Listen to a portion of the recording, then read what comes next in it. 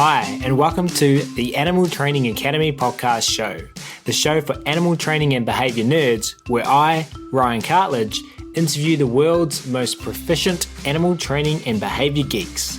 We're absolutely thrilled and grateful to have you here with us today. So make sure you hit that subscribe button on whatever you're listening to this on so that you don't miss a single episode. Each episode of this show is brought to you on behalf of the ATA membership. And if you like the conversations in this episode, then you're invited to continue them with like-minded behaviour nerds within the membership area, which you can find out more about at www.animaltrainingacademy.com. You'll get access to twice monthly live web classes, the back catalogue of previous web class replays, plus a huge library of videos and projects to help problem solve your training challenges. Plus, we're a sociable bunch with an exclusive private Facebook group and forum areas. It's like a Netflix social media platform for animal behaviour geeks.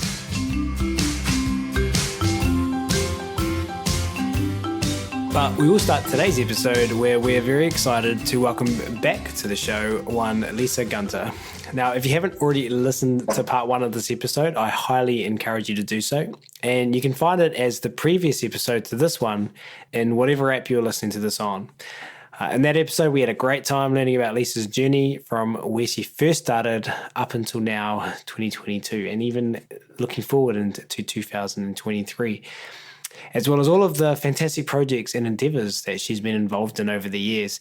However, if you haven't listened to it, no worries. You are, of course, totally welcome to stay tuned into this episode in what will be an equally excellent conversation. We will just start with a brief bio about Lisa today before we get stuck in. For her full bio, please check out the write-up for this episode on the ATA website and/or listen to part one. Lisa, PhD, CBCC-KA, is an assistant professor at Coastal Carolina University in the Department of Psychology and directs the Laboratory for Animal Behaviour and Welfare.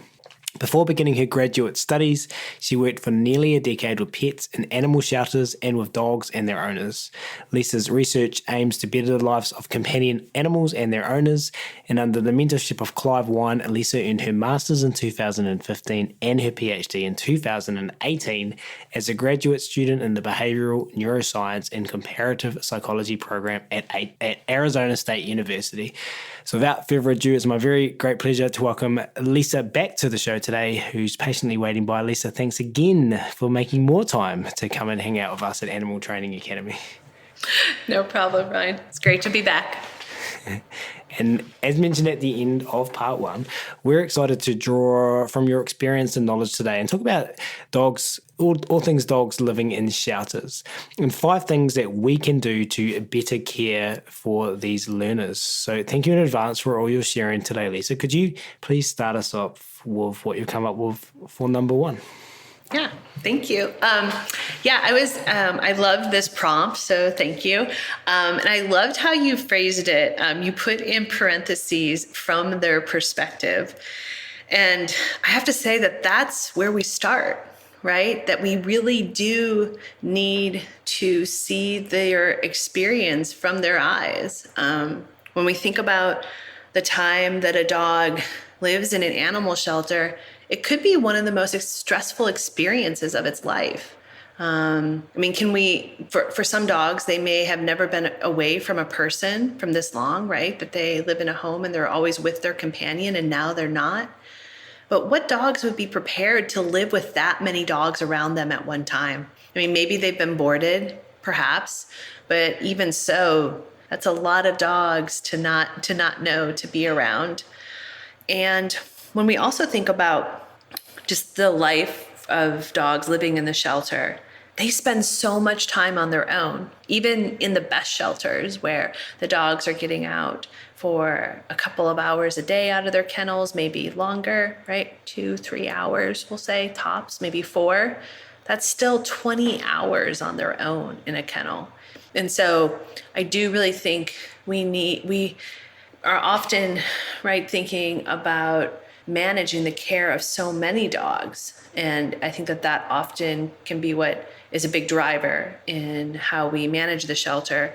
But I do think that we need to see it through their eyes and what something like this could be like for them. I even think about when we are talking about, oh, well, that dog wasn't at the shelter that long. Their length of stay was only 5 days. Dog didn't know it was going to be 5 days, right? Every day you just don't know what's going to happen. It's all quite a bit uncertain. And then all of a sudden you're leaving. But up until that moment that they've left, they don't know that's going to happen.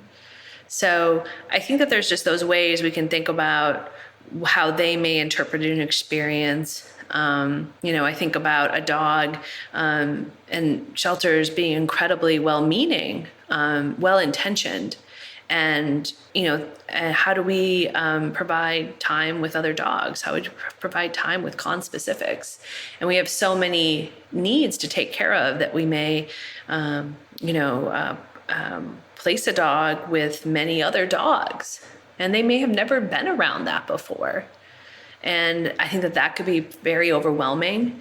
And we have dogs that have very different reinforcement histories, socialization histories, that they might not be prepared to be around that many dogs. So I think that would be the sort of one thing we can do to improve care is just make it a bit more dog-centric in our appraisal of the situation. So I'm thinking about someone coming to my house or my wife taking me to a facility I've never been to before and leaving me there where everyone spoke a different language and putting me in a small space for prolonged periods of time with no explanation about what was happening. And I think we call that solitary confinement, don't we? Yeah, I mean, it's strange, right? That it's like you're by yourself, which, for the dogs, they're by themselves. But then they're like surrounded by 20 of their closest friends. You know what I mean? It's a strange thing that they're by themselves, yet, I feel like sometimes when the dogs are barking, it's like they're swearing at each other. So there's like these dogs around you that are yelling and swearing profanities at you. You don't know why, or they're very upset. And you don't know why. Should I be upset about that thing? I think that they're, like you said, that they're by themselves experiencing it, yet there's all this input from other animals, and that may certainly influence how they're perceiving the situation. Yeah. That's a really good example, Ryan. That's a good one. I often think about that. Well, just animals in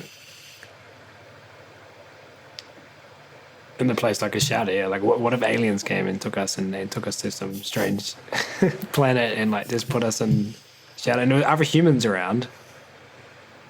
I guess we wouldn't be aliens because dogs know what humans are. Anyway, let's just park that. But just so much confusion. And so they're looking at their environment, I'm assuming, and not understanding, not having cues, not knowing how to behave, like you said, not being in that space. I imagine scary, confusion. Just that confusion in by itself is a confronting thing to think about. That's a good point, though, and I think that it's likely is what is contributing to those increased levels of cortisol when they first enter the shelter. That's been a pretty consistent finding.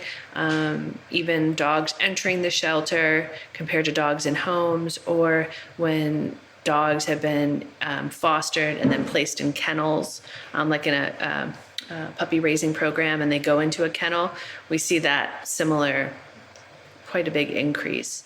So I think that initial, as you get your bearings, like you said, you don't have any history with what these cues, this environment means. I think that would be very confusing and overwhelming. And I imagine a significant decrease in available reinforcers and relationships with the other dogs and humans. Man, the more I think about it, the more overwhelmed like I'm sitting here starting to feel just talking to you and getting a little bit emotional, like just thinking about those dogs. Yeah, I think, I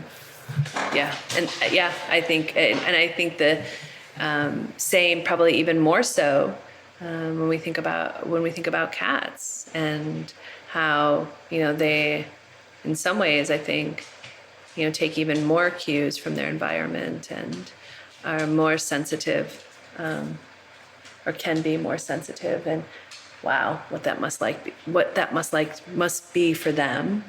And then thinking about some of the housing that the cats have. So you worded it as taking a more dog-centric view. In your words, when you say dog-centric, what does that mean?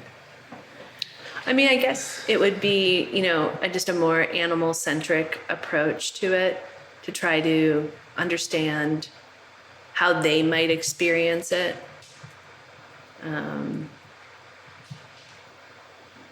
Because I think, we're often kind of promoting a narrative that is about our perspective and how we see things. But I think the more that we can do to try to, what would it be like entering the animal shelter? Maybe a dog was running loose in the community, the owner couldn't be identified, getting onto an animal control truck, getting out of the truck and brought into the facility, being examined, being touched by a whole bunch of people you don't know, in rooms that are probably small, that smell strange, all these sounds you haven't heard before. And then, into a kennel that that the dog has never been, that there are sights and smells and sounds that they're not accustomed to, or if they do hear the sounds of other dogs, my guess is that they're either distressed or frustrated. I think it's a lot to sort of imagine, and I think we're all, lovers of dogs, and I think it's kind of, in some ways, like you said, it makes you uncomfortable when you start sitting, like kind of really getting into that experience.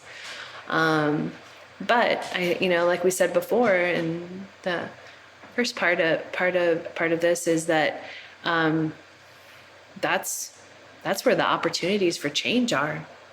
When we really see there being suffering or an injustice or something that's unfair, something that could be fixed, and we have an idea, and that's how, again, we can really use science to sort of guide us on what might work and develop an intervention that has, some, theory or literature behind it, and collect data and test these interventions to see if they do what we think they're going to do. But I think one of the things that Erica Fierbacher says that I love is, she's always like, know your system that you're studying, know your system. And I think that's so important when we ask questions, or we're trying to implement evidence-based change, is that first we got to know our system to know what the right questions are, or what are important questions or pertinent questions. And then we can go about trying to dig into them. I don't know if we'll solve them or answer them, but at least get a little bit of that question answered, so that we can then implement interventions for the better. Can you build on that a little bit? What do you mean by know your system? So what is the system we're talking about here? So in my case, we're talking, or what we were just talking about was the animal shelter. Know it, how does it operate? What goes on? How do the dogs behave in that system? Just understanding the ins and outs.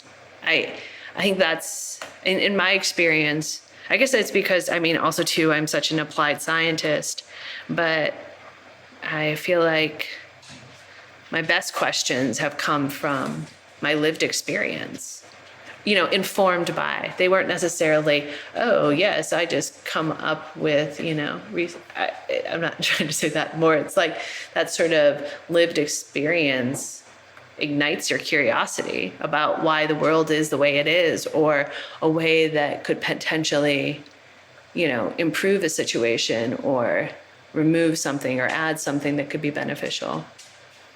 So.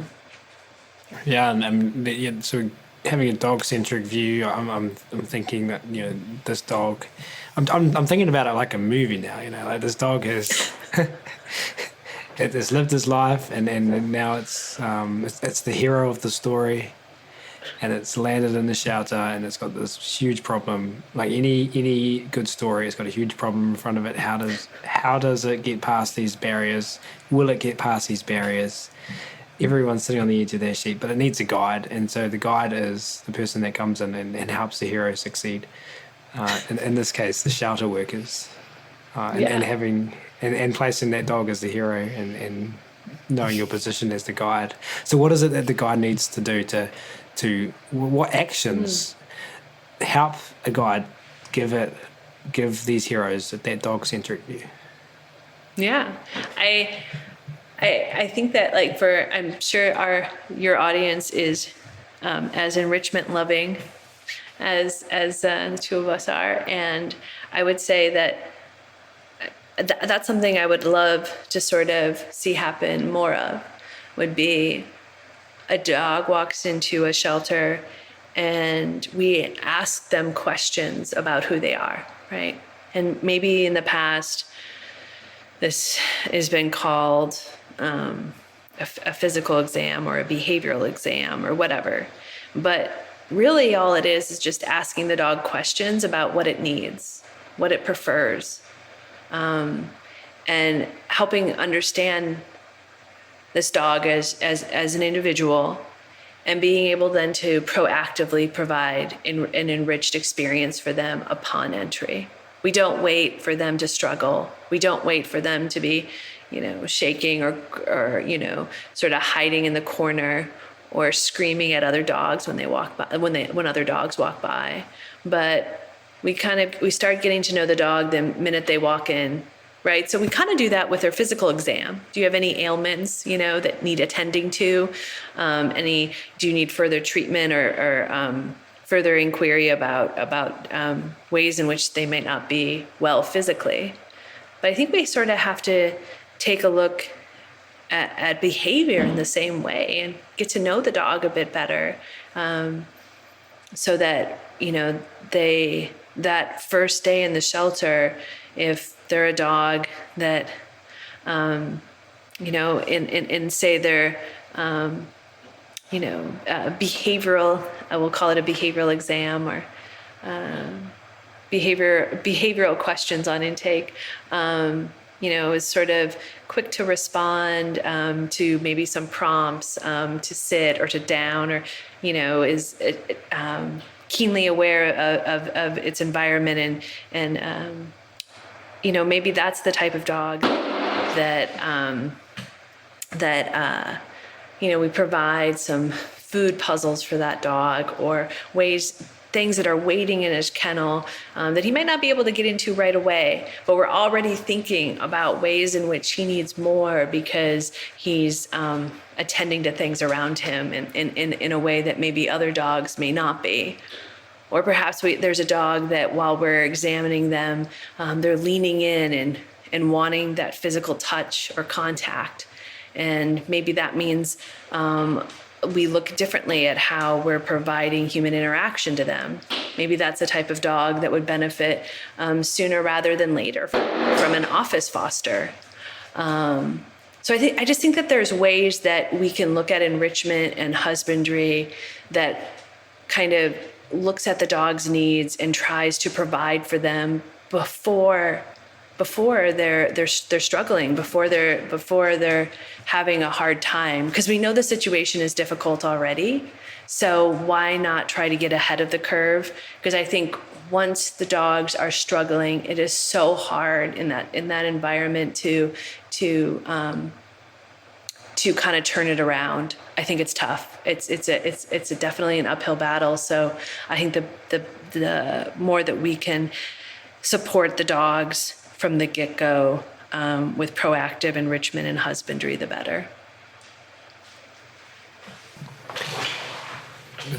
Sounds like proactive enrichment and husbandry tailored for the individual. So is it about shouters? Our heroes come in, it's fine as guide. Is it about the guide having, the shelter worker having set protocols that they're learning, or is it about bringing skilled guides in that can tailor individual plans for their dogs, or is it a bit of both, or is it something else? Yeah, no, I think that's so insightful. I think it's a bit of both. I think that probably when we think about those plans or welfare plans for the dogs, that there's probably sort of a handful of plans. I mean, we kind of see this when we're working with owned animals, right? We're not reinventing the wheel every time, at least to get started. Of course, we're going to tailor along the way because we learn the individual, their preference, and what they excel at and what they struggle with. But I think that I think we begin with more of a sort of general approach, and then we tailor as we get to know the individual. And that's where we can have both. We can have, experts that can be doing those tweaks to the recipe.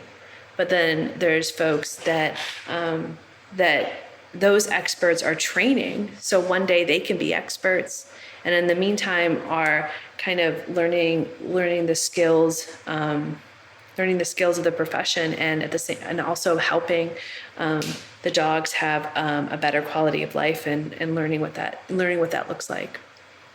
So the dogs, our heroes, the dogs can survive. Firstly, just survive in this new context, right? Hopefully, we can use the word thrive if we've got those skilled experts and those plans to avoid staying in the shadows for long times, to become that adoptable dog in the eyes of humans and hopefully have that happy ending. That is how we want these movies to end for each hero that comes into that space. We're talking about 5 things we can do to better care for our dogs from their perspectives while they're in shadows. We've been talking about number 1 and having this dog-centric view, which I really loved, and I liked the rabbit holes we went down there. Can we move on to the second thing that you've come up with? Yeah, absolutely. I think through my own work, and I'm certain I will own up to my biases, but I think we've really got to focus on having them spend as much time with people as they can.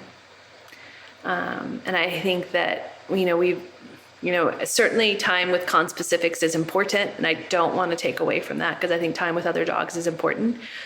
But I think that there's this large body of research that really demonstrates how powerful time with a person can be for dogs in the shelter, how it can lower cortisol, how it can increase behaviors that we'd like to see, decrease those that we don't. And I think is something that, again, it's certainly a bit of a manpower issue, which we talked about before, but I think the more that the dogs can spend time with people, particularly out of their kennel, I think the better. Whether that might be a walk, I think, there certainly is not enough spaces for people to just kick it with dogs at the shelter. You know what I mean? Like we have all the, go for a walk or whatever, but I don't think that there's as many quiet, awesome cuddle spaces where you can like read a book together, watch a movie, watch your favorite show. And I think that companionship piece, certainly they need to get out. They need to do their business. They need to be able to, explore the environment and get their sniff on and whatever else interests them. But I do think that we play this outsized role in their lives. And we've really, when they come to the shelter, and like I said, there's so much social isolation that we really do need to think about how can we infuse more time with people into their stay. Walks, quiet time together, office fostering. I think all of those need to be part on the menu for them. So if you're listening to this show and you're working in or volunteering for a shelter that is what I'm going to call an air quotes average shelter, it's got some resource constraints. It's got its own culture. It's got its own narratives about certain aspects of how it runs. What are some ways that the listeners of the show can approximate towards this idea? Yeah, absolutely. Well, certainly, I think that dogs being able, if we just take a step back, likely the dogs that we are staying in animal shelters, right? It's just a small part, hopefully, of their life, right? That these couple months are going to be a blip on the radar or map of their long life. And with that, they're likely coming from homes. Even in the U.S., when dogs are picked up as stray, I'd like to say it's probably just a little less recently owned, and it could even be owned, but just on a bit of a sabbatical. They're likely spent time with people, and their lives probably include people to some degree. So I think that getting the dogs out of their kennels to go to the bathroom, to relieve themselves. Dogs that are house trained, being stuck in that kennel, like with that training that they don't want to soil where they're at, and then stuck sometimes, not even, sometimes even longer than a day if they're not getting out. So I think that that's just a really basic need. And so I think getting the dogs out of their kennels daily is a great aim, like a basic aim. I think many shelters have been able to do much more than that, several times a day, which is fantastic. But I think as a volunteer, I think really getting that one-on-one time with people, I think that's a bit hard for us. I've sort of wondered about that and how we look at the ways in which we interact with dogs in the shelter. And there is certainly a pull to having them interact with other dogs and watching that. And I think we enjoy that. I think we enjoy watching dogs interact with each other. But I also think too that there's a bit of it that, if we interact with them, we do get close with them. Kind of built in, and it's a little hard to sort of keep that distance, and so I think it can be hard to spend all of that that really deep quality time together. But I think it's important because of what's happened between us over the many hundreds, thousands of years we've lived together, that we play this outsized role in their lives. And getting time with people is really important. And so I think any way that somebody can come into a shelter and give of their time, which is so amazing, and help a few dogs have that connection with people, I think it can really only improve the dogs, that day, which I think that's sometimes all we can kind of focus on, is that day and doing the best we can in that day. But also the dogs having a positive experience with somebody that can only help them in interactions with somebody they may not know. It's certainly not going to hurt them to have a positive interaction with somebody. And if it could help them, improve a skill slightly, or their confidence a little bit, to be a little bit more likely to approach somebody they don't know, or they learn a clever lean in, or they, we learn a little bit about what parts they like to have scratched. I think any of that is a good thing. They probably need more of it. In part one, we talked about taking foster dogs home and in shelters there being different opinions about that being beneficial or not, and you shared about the importance of not leaning on narratives but listening to data. In terms of the impact on shelter dogs and spending time with co-specifics or with humans, is there any data on that specific aspect?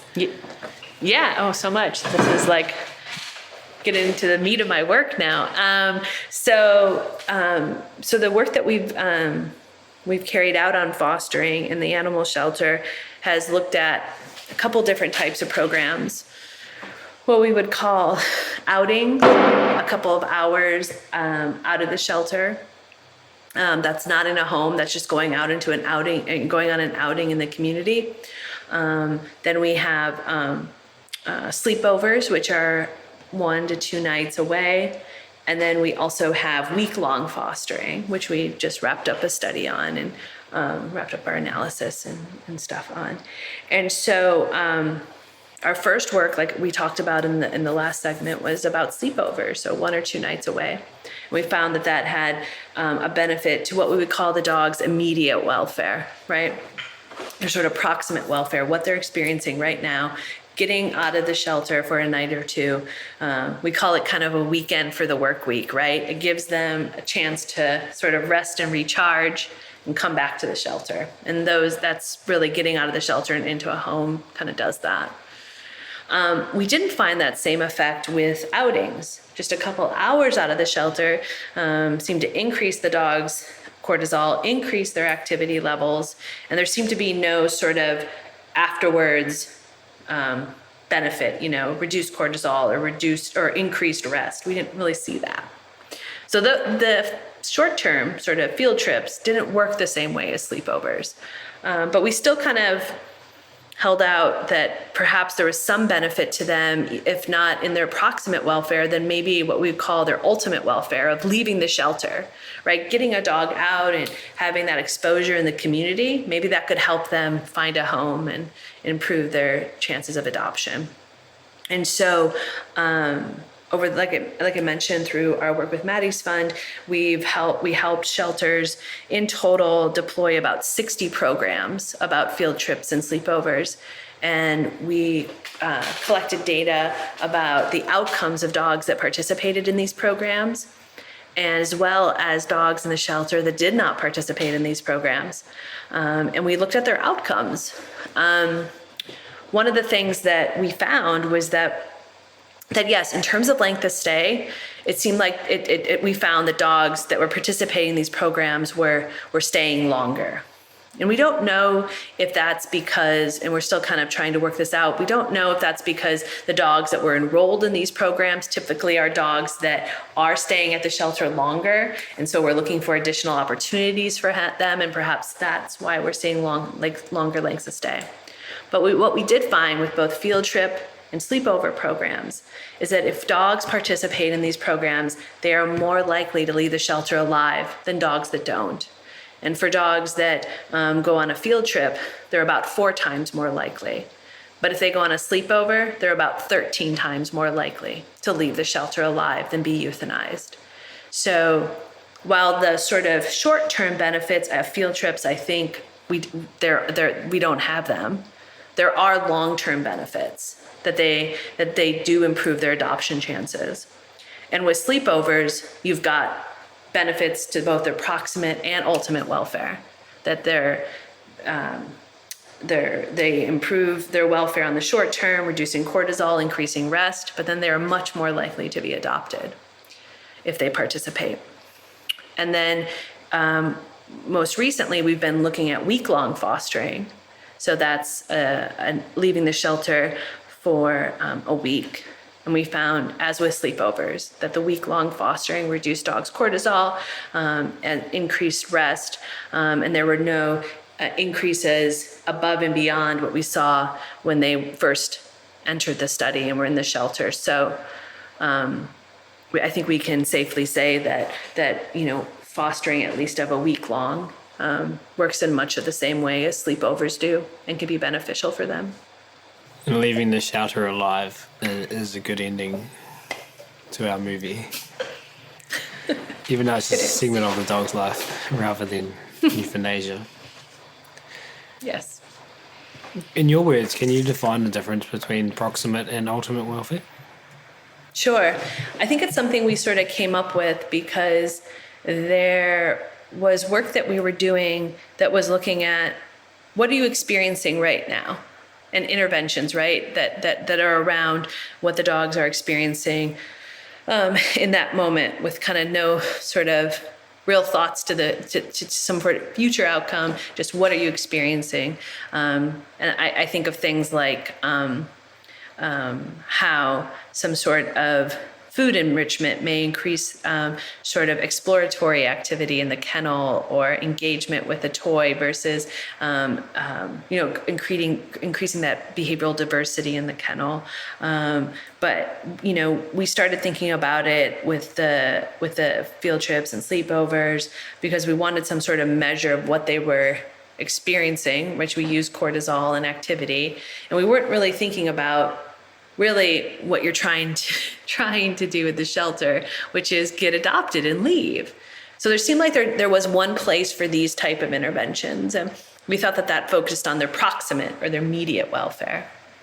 And then there are the interventions that I think sheltering has been focused on, really since most, within the past, say 3 decades or so, but about what gets you out of here faster, what helps you leave alive versus being euthanized. And that's really about their ultimate welfare, right? Leaving the shelter, living in a human home, that's what we all want to have happen for them. And so that's kind of how, and I think, that's the way that the animal shelter is sort of interesting in that, we don't have that same situation, for example, with animals in zoos. At least I don't see it from the outside. They're not trying to be adopted.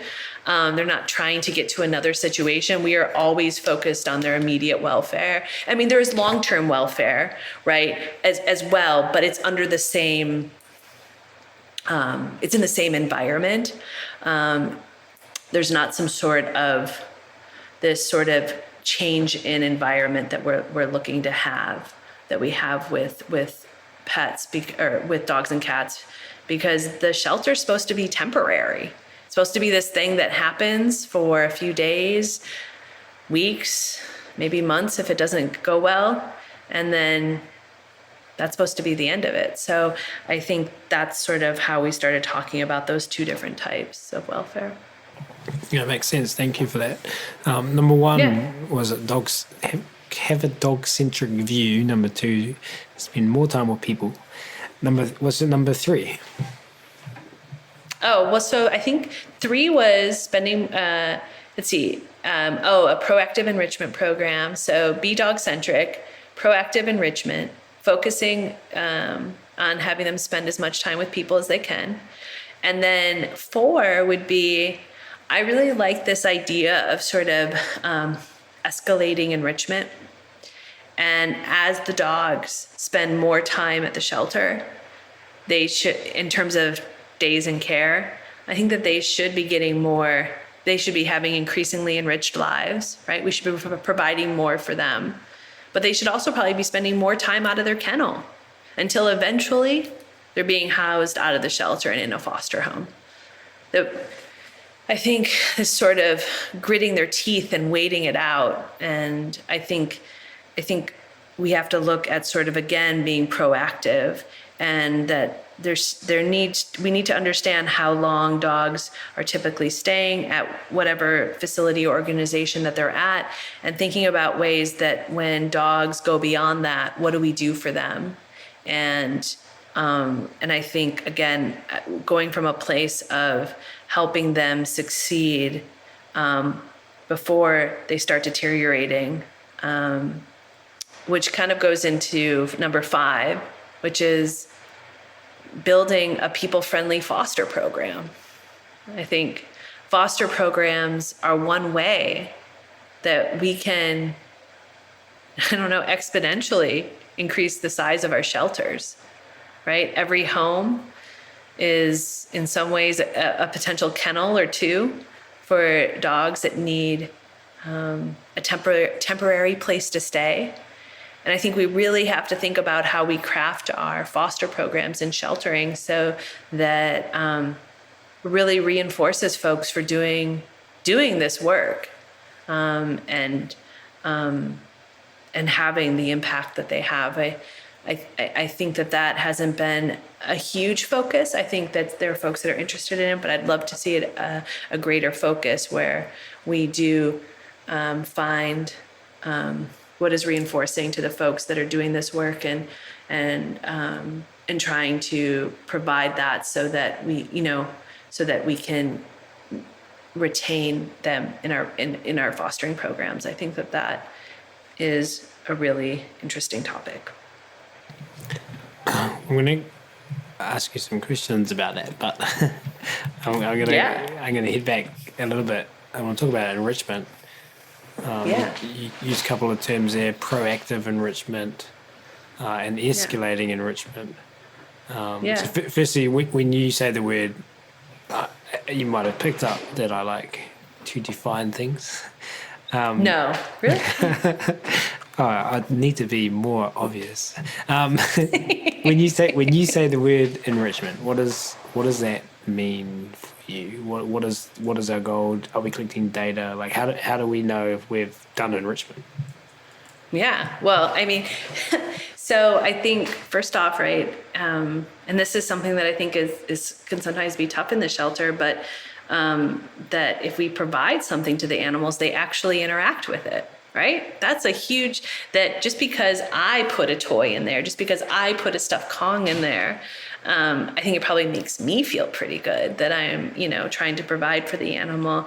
But if the animal doesn't touch it, then it's not having, the type of effect that we want. And that type of effect is that provisioning for them, whether it's additional sort of additive enrichment, right? Things we add in addition, or looking at the housing the animals experiencing in husbandry and things they experience every day.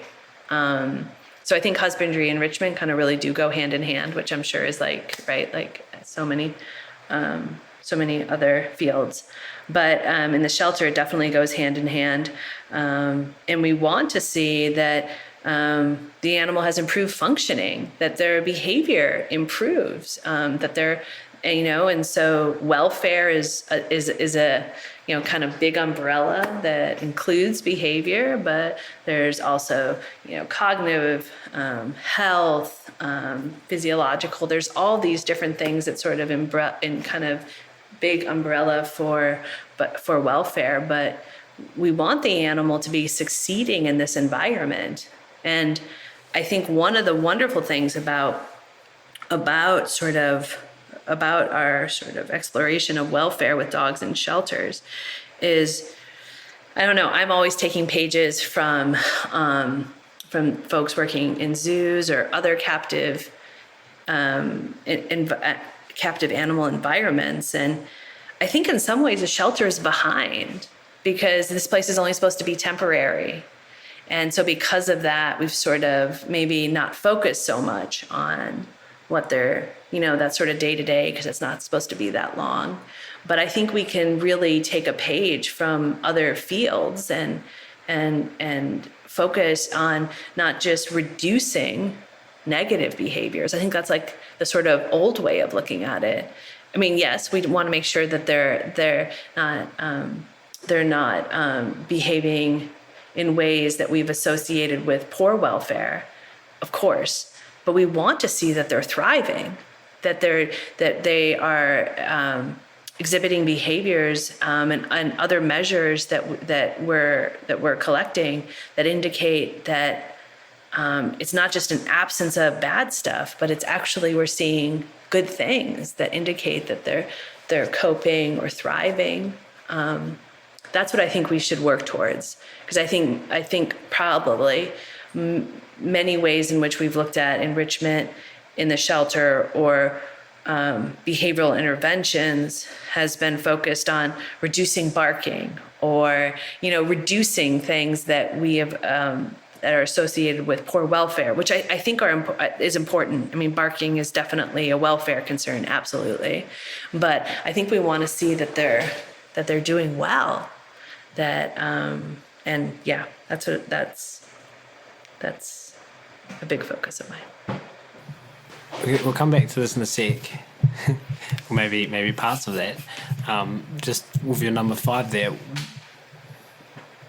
what does a people-friendly foster program look like? How does one build a people-friendly foster program? What are some important components of that? Yeah, I mean, I think we're still we're in the real infancy of this, right? I think when we were looking at sort of what can we do better, I think I'm an aspirational sort of person where there's some things in there that are definitely built on research questions we've worked out and things that we've sort of keyed in on, but we're still exploring. I mean, we're always still exploring everything, but I think one of the things I'll give you an example. In the study I was talking about before, we were talking about safety net fostering. So that's the fostering of owned pets when their owners temporarily can't care for them. And so part of that study, we helped the shelters develop their programs, implement them, and then collected data about the owners that participated, the pets that participated, and the foster caregivers. And one of the things that we were looking at, because we were curious about, and I don't have the answer to yet, but what we collected data about was a practice where the foster coordinators, when they would speak to the foster caregivers, and they would check in with them often, about every week. Doesn't have to be by phone. It could be any different sort of way. But instead of waiting for the person to say, maybe I've had enough, like this is I need to have my life back, or I need to take a break. Instead, giving the person sort of choice and control by saying, not only how are things going, but do you want to keep on doing this? Right? Instead of making them kind of be the bad guy and say, I've had enough. Why not put it out there and say it to them and say, hey, like, are you done? Are you okay to keep on going, or do you need to take a break?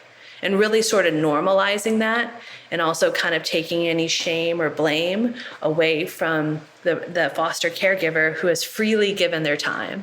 So that's one practice we're looking at, and we'll hopefully have more data to share about whether or not that type of practice worked. But those are the things we were thinking about, because when you think about fostering, and in the case of, well, any type, whether you're talking about shelter animals or owned animals, it might be,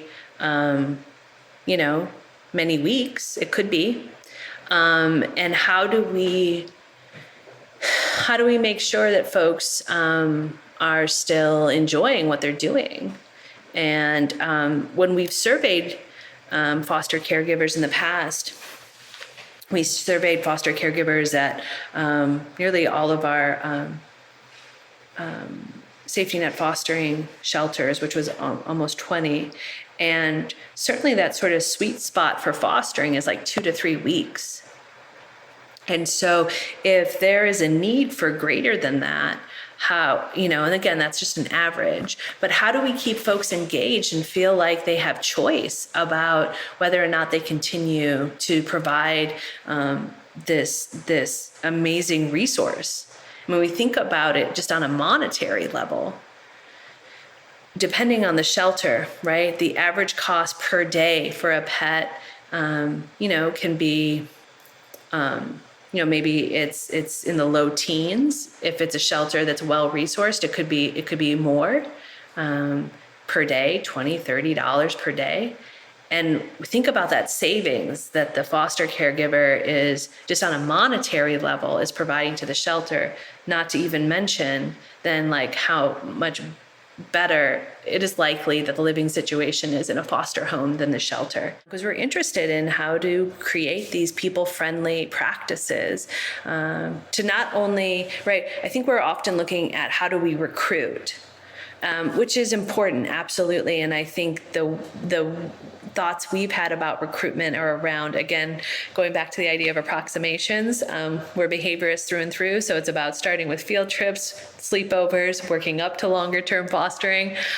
We love that idea, but what about how do we retain people?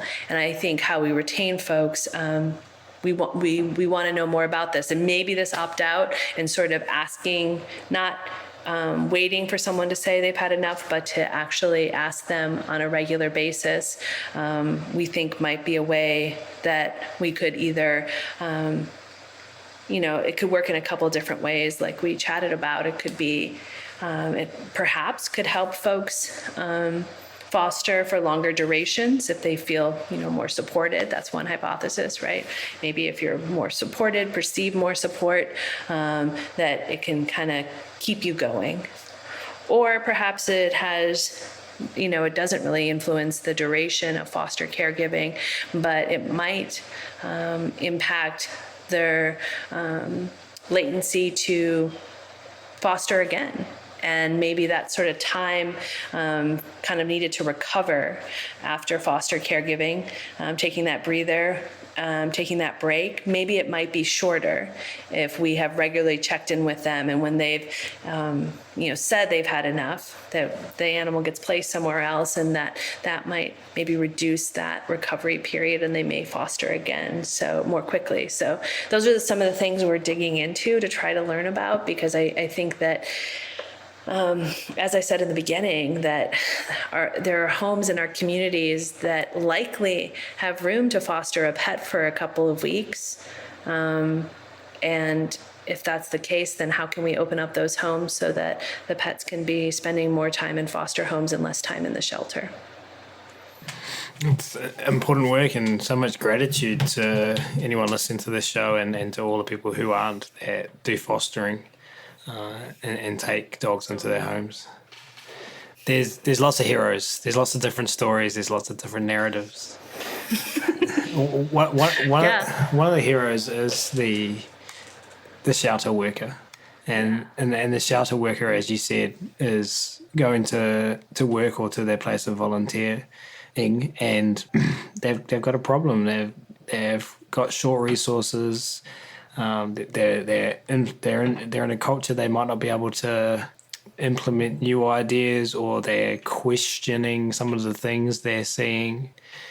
And they've come along and they've found their guide though, Dr. Lisa Gunter and Animal Training Academy, and they've heard all of this new information. They are world changers. They are ripple makers. They know that, and they want to reach this place of being able to help these dogs. What is for these heroes, for these shelter workers? What is the number one thing you think that these individuals can do? Well, I guess I can talk a little bit from personal experience. Absolutely. That I guess what sort of kept me going in my career and why I keep on, either doing research in sheltering, consulting, or thinking back. I mean, this is where I would say gained this idea or insight, was, we really need to just focus on that day and that moment and what we can do for the animals in that moment. What can I do to, everything from how do I help that animal come out of the kennel, so so that I'm communicating in a way that's very clear to the animal what the expectations are, and I reinforce approximations, and I help them be successful as they sort of navigate an experience with me. Or when I'm out having an interaction with them, really watching their behavior and providing them with opportunities that are in line with their preferences, right? Really listening to what they're saying out there and making sure they're kind of getting what they want and the time they have with us. That was another really fun component of a study we did up in in Minnesota where we provided interactions for the dogs and based our interactions on what the dogs preferred, and we checked in with them throughout the 15-minute interactions and provided the dogs the things that they wanted. I'm very interested in that, but I think ultimately, whether it's how we get them out of the, how we walk in, how we meet them, how we take them out of their kennel, how we interact with them while we have this time with them, and how we leave that interaction, I think, we can't be kind of attached to that outcome for that animal, that ultimate outcome in the shelter. I think we just do the best by them in the moments that we have with them. And I think that's sort of what really committed me to this work, was working in the shelter. I think after I volunteered, I mentioned that I volunteered at the shelter for about 3.5 years, and then I was on staff. And I remember kind of being overwhelmed as a staff member that I just didn't know. I was constantly worried that I could be doing better if I just knew better. And I think that that's always sort of been, I've used it less as a feeling of a limitation. I mean, it does get there plenty of times, but I think trying to use it as a motivation to do better and to seek out new, not even new ways of doing things, but looking at what I'm doing and trying to understand if there's a way that I could do it that would help the animal either be successful more quickly, reduce, the sort of frustration they have with my training or handling or any way I'm interacting with them, and just helping them, reach that outcome more quickly and easily. Like that to me is, I guess what those type of ideas are what motivate me when I'm working with the animals.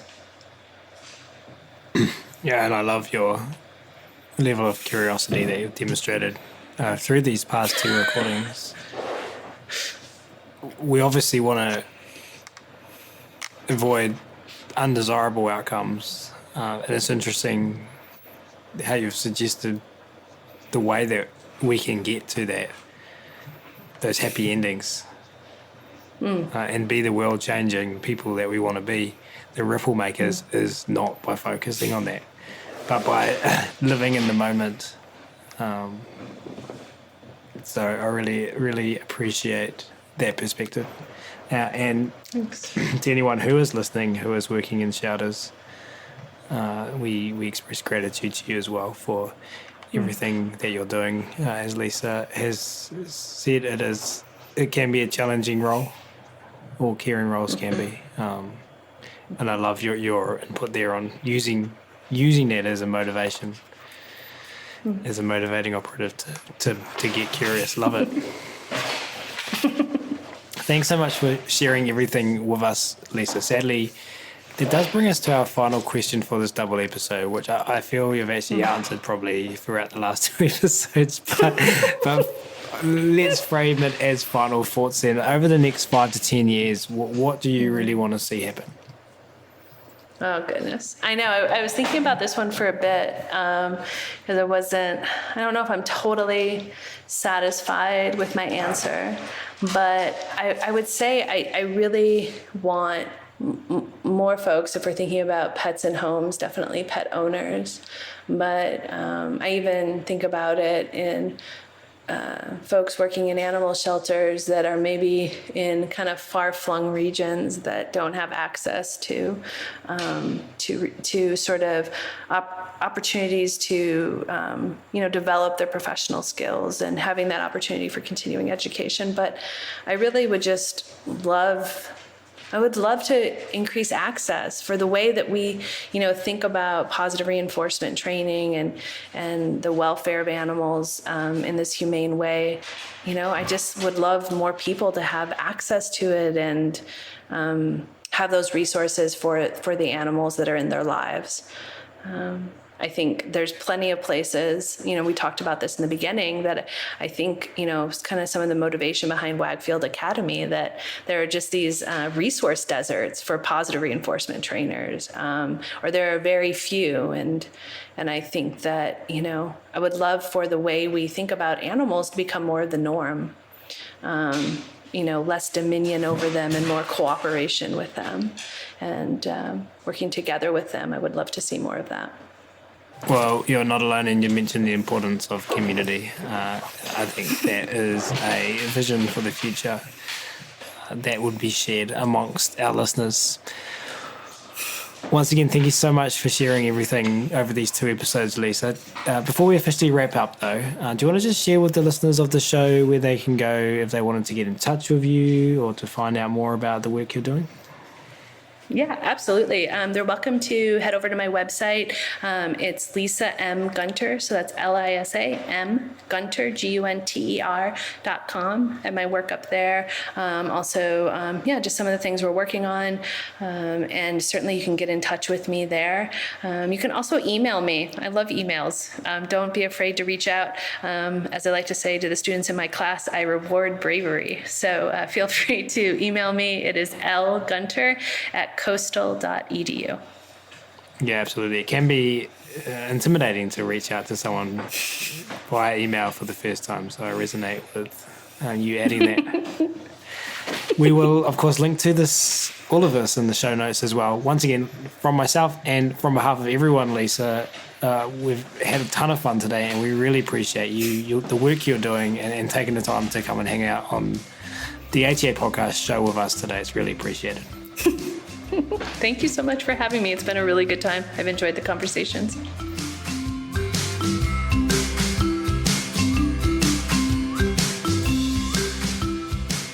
Really appreciate all of you tuning in today as well.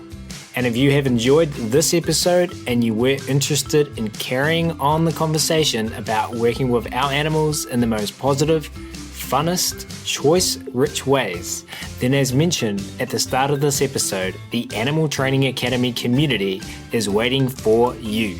Head on over to www.animaltrainingacademy.com and click on the membership button in the main menu to learn more about what members are describing as the Netflix social media platform for behaviour geeks. That's it for this episode though. We're going to wrap it up there. Thanks again so much everyone for listening. You'll hear from us again soon.